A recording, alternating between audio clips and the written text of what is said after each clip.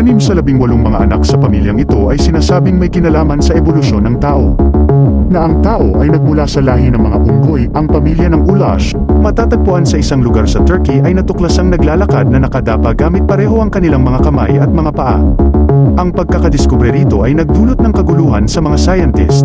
Anila, ito na ang magpupuno sa missing link sa pagitan ng tao at ng bakulaw.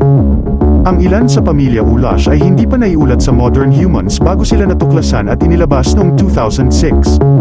Kauna-unahan ito na naisadokumento sa scientific paper ng Turkish scientists bago naging paksa sa BBC documentary na may pamagat na The Family That Walks on All Fours. Si Professor Nicholas Humphrey, isang evolutionary psychologist mula sa London School of Economics, ang nakatagpo sa 6 sa 18 anak ng pamilya Ulash. Ang 6 ay ipinanganak na may kahanga-hangang katangian, subalit isa sa 6 na ito ang namatay noon. Ayon kay Professor Humphrey, hindi niya inaasahan kahit na sa most extraordinary scientific fantasy na ang modern human beings ay maaaring bumalik sa isang estado ng hayop. Ayon pa rito, isa itong bagay na nagpapakilala sa atin mula sa ibang bahagi ng animal world, na ang katotohanan na ang tao ang species na naglalakad sa pamamagitan ng 2 paa.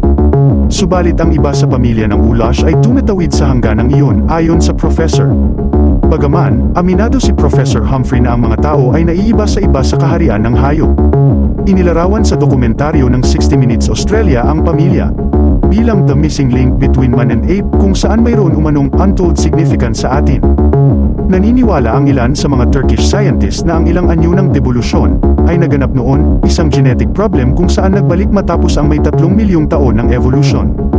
Gayunpaman, sinabi ni Professor Humphreys sa dokumentaryo ng BBC na ang paglalarawang ito ay deeply insulting at scientifically irresponsible. Kung gayon, ang ilan sa mga anak ng pamilya Ulash nga ba ay nagmula sa lahi ng mga unggoy o bakulaw, hindi ito sinang-ayunan sa mas malalim na syensa, bagkus napatunayan nila na ang ilan sa miyembro ng pamilya Ulash ay natagpuang may shrunken cerebellum sa kanilang apektadong mga utak.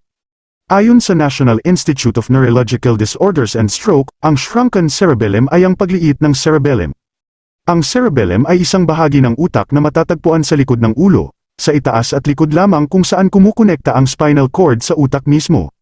Ang cerebellar degeneration o pagkabulok ng cerebellum ay isang disorder na nakakaapekto sa nerves sa likod ng iyong brain. Maaaring magdulot ito ng balance issues o kahirapan sa pagsasalita at paningin. Sinasabing ang cerebellar degeneration ay maaaring resulta ng ilang health conditions gaya ng alcohol use disorder o cancer. Ang mga apektadong utak nga ng ilan sa pamilya Ulash ay natagpo ang may shrunken cerebellum. Ang ibang tao na may ganitong kondisyon ay naglalakad sa pamamagitan ng 2 mga paa. Sa makatuwid, bagaman nakatuklas ang ilang mga siyentipiko sa Liverpool University ng mga kalansay na tila mas katulad ng mga unggoy kaysa sa mga tao, ay hindi pa rin mangangahulugan na ang tao ay nagmula sa lahi ng mga unggoy. Sinang-ayunan nito ni Professor Humphrey sa BBC. Mahalagang tandaan na hindi sila naglalakad sa kanilang mga finger joints tulad ng mga unggoy, ngunit sa halip sila ay naglalakad sa mga flat na kamay. Iminungkahi din ni Professor Humphrey ang kakulangan ng paghihikayat na ibinigay sa mga bata, na nagsisimulang tumayo pagkatapos ng edad na 9 na buwan, ay maaaring makaapekto sa kanilang development. Sa kalaunan, ang mga anak ng pamilya Ulash na naglalakad sa pamamagitan ng mga kamay at paa ay binigyan ng physiotherapist ng kagamitan upang tulungan silang maglakad sa 2 paa. Nang bumalik si Professor Humphrey sa ikalawang pagbisita sa Turkey, nakagawa sila ng makabuluhang pagbabago sa pamilya Ulash.